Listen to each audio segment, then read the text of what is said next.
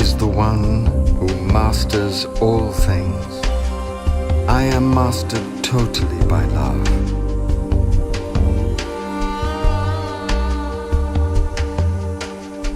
By my passion of love for love, I have been ground sweet as sugar.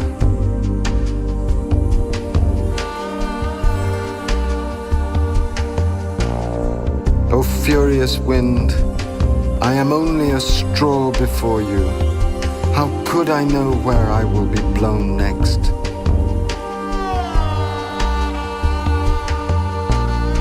Whoever claims to have made a pact with destiny reveals himself a liar and a fool.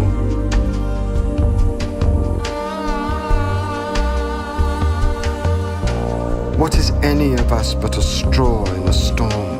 How could anyone make a pact with a hurricane?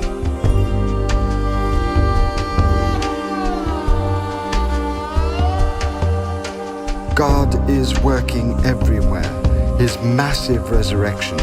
How can we pretend to act on our own?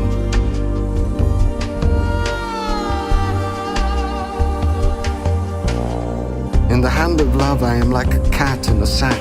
Sometimes love hoists me into the air. Sometimes love flings me to the ground. Sometimes love swings me round and round his head. I have no peace in this world or any other. The lovers of God have fallen in a furious river. They have surrendered themselves to love's commands. Like mill wheels, they turn day and night, constantly turning and turning and turning and crying out.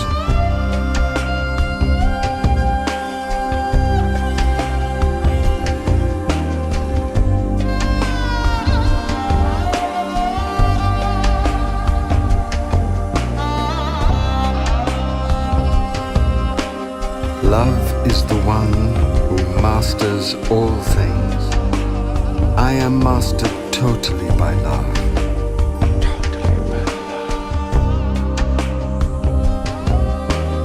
Love is the one who masters all things.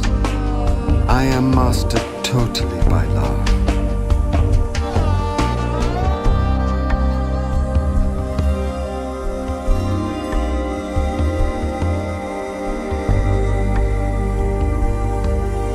A man started to break up the earth with a spade. A fool came and shouted at him, "Why are you ruining the soil?" "You idiot," the man cried, "go away and don't bother me. Understand the difference between destruction and growth."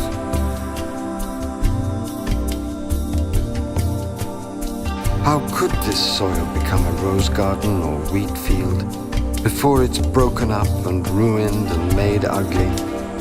How could it become orchards and harvests and leaves and fruit before it is utterly destroyed and worn down?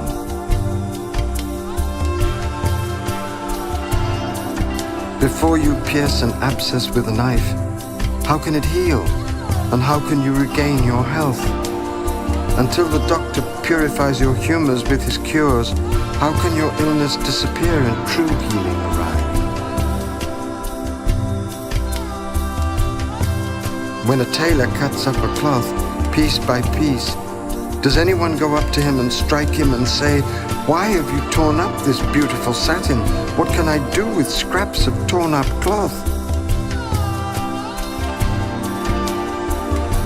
Each time that builders come to repair an old building, don't they begin by destroying what was there before?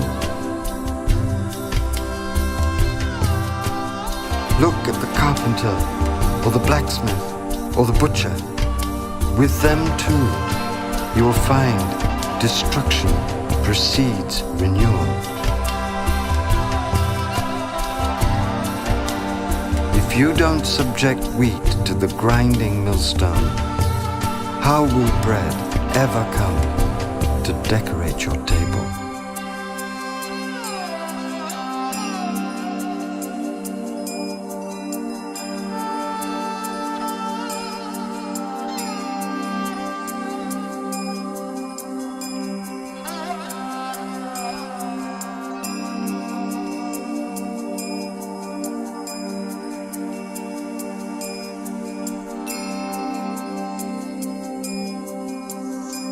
our master, spoke one day to a nobleman about mystical truth. He said, "In the state you have attained, you have become gold. Now you must transform even more of yourself into gold. You have to come to a time when you will enter into the furnace, begin to boil, and offer yourself up for hammering on the anvil of mortification by the blows of the coiner, so you can become a ring worthy of Solomon or an earring that could adorn an emperor. Most of the seekers you see are just imitators. They will become authentic when they dare to enter the hearth of love, and when they endure on the anvil of patience the blows of misery and suffer impossible situations. Then, after many ordeals, they will find purity and will become the mirror of God."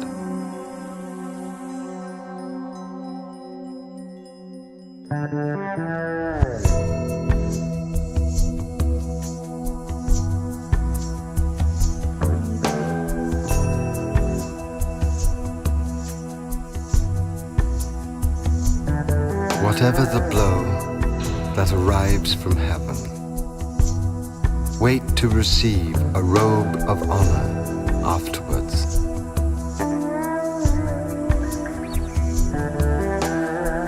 My beloved is not a king who thrashes you and then does not give you a crown and a throne to rest on.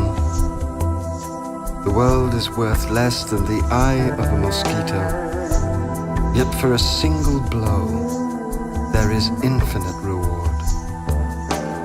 Take from your neck now the world's gold collar.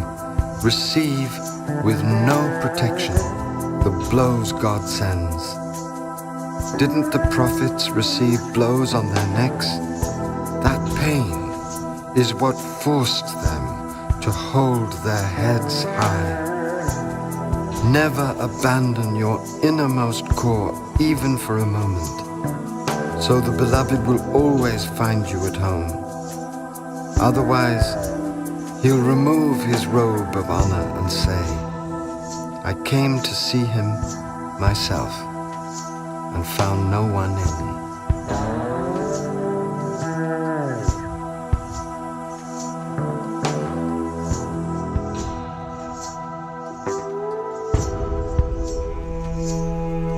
Since love has made ruins of my heart, the sun must come and illumine them. Such generosity has broken me with shame. The king prayed for me and granted me his prayer. How many times, just to calm me, did he show his face? I said I saw his face, but it was only a veil. He charred a universe through the flaming out of this veil. Oh my God, how could such a king ever be unveiled? Love reared in front of me, and I followed him. He turned and seized me like an eagle. What a blessing it was to be his prey. I plunged into a sea of ecstasy and fled all pain. If anguish is not delicious meat to you, it is because you have never tasted this wine. The prophets accept all agony and trust it, for the water has never feared the fire.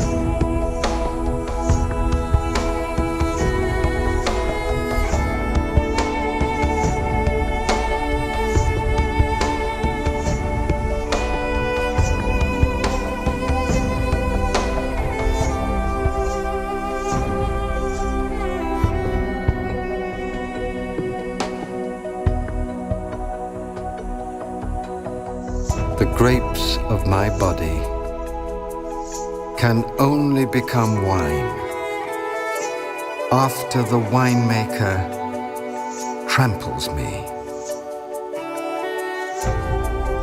I surrender my spirit like grapes to his trampling, so my inmost heart can blaze and dance with joy. Although the grapes go on weeping blood and sobbing, I cannot bear any more anguish, any more cruelty. The trampler stuffs cotton in his ears. I am not working in ignorance. You can deny me if you want. You have every excuse. But it is I who am the master of this work. And when, through my passion, you reach perfection, you will never be done praising my name.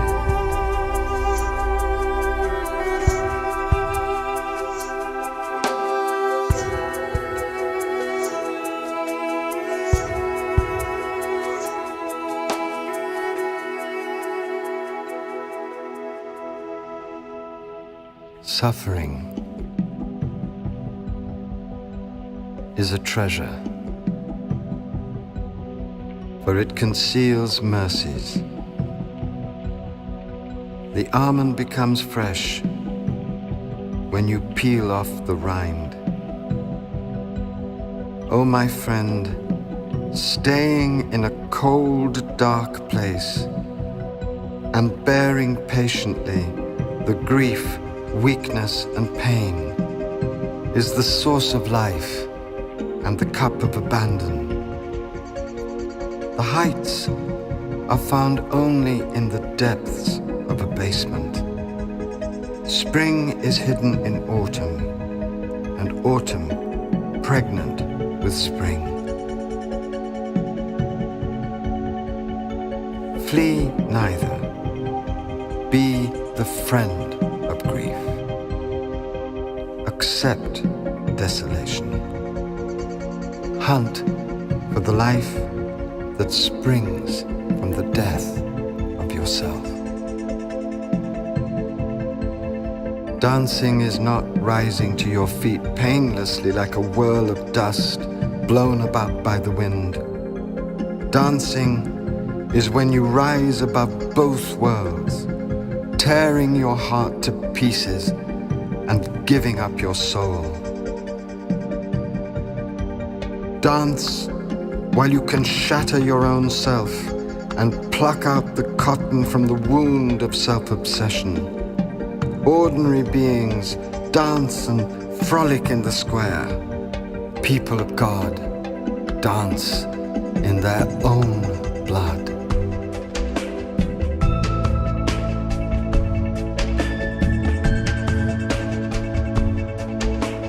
One day in your wine shop, I drank a little wine, and I threw off this robe of my body, and I knew, drunk on you, this cosmos is harmony. Creation, destruction, I am dancing for them both.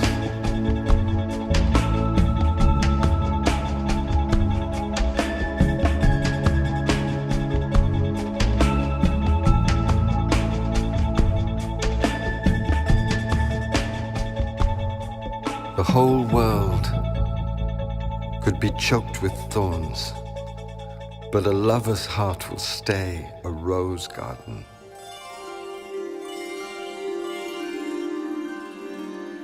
The wheel of heaven could wind to a halt, but the world of lovers will go on turning. Even if every being grew sad, a lover's soul will still stay fresh, vibrant, light.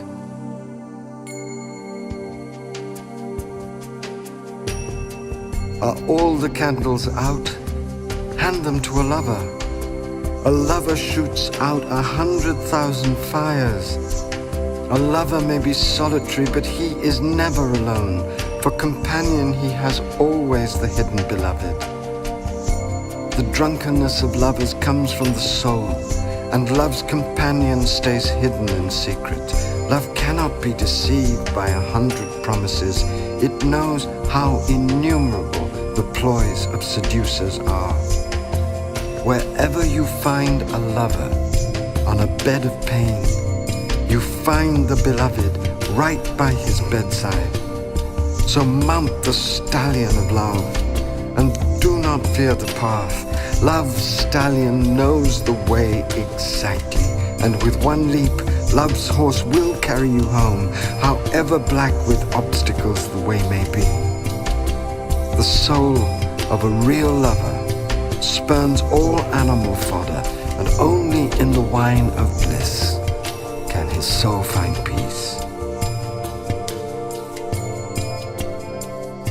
Through the grace of my beloved Shamsuddin of Tabriz, may you possess a heart at once drunk and supremely lucid.